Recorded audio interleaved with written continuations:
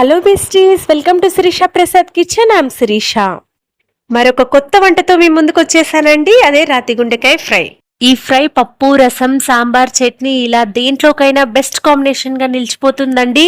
మసాలాలేం వేయకుండా simple and quick crispy fry చేయబోతున్నానండి. ఎలాగో చూసేద్దాం. ముందుగా పాన్ పెట్టుకొని ఆయిల్ వేసుకొని కట్ చేసుకున్న ఆనియన్స్ వేసుకొని బాగా వేయించుకోవాలి. ఇలా వేగిన తర్వాత కొంచెం పసుపు వేసుకొని రాతి గుండెకాయలు వేసుకొని కలుపుకోవాలి. ఇలా బాగా కలుపుకొని ఫ్రై చేసుకోవాలి. సో ఇలా ఫ్రై చేసుకున్న తర్వాత కొంచెం సాల్ట్ వేసి మళ్ళీ కలుపుకొని ఫ్రై చేసుకోవాలి. ఇలా బాగా ఫ్రై చేసుకున్న తర్వాత కొంచెం కట్ చేసుకున్న టమాటో వేసుకోవాలి.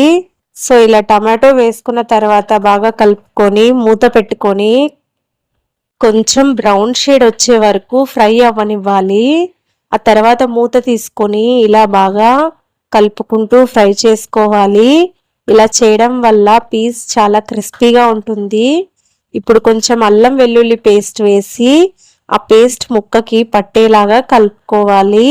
ఇలా బ్రౌన్ కలర్ వచ్చిన తర్వాత అల్లం వేయడం వల్ల అల్లం ఫ్లేవర్ పీస్కి బాగా కోట్ అయ్యి టేస్టీగా ఉంటుంది. ఇప్పుడు ఫైనల్గా కొంచెం కరివేపాకు వేసుకొని వేయించాలి.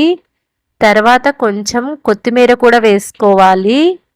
ఇలా కొత్తిమీర వేసుకొని దించేసుకుంటే క్రిస్పీ అండ్ టేస్టీ రాతి గుండెకాయల ఫ్రై రెడీ.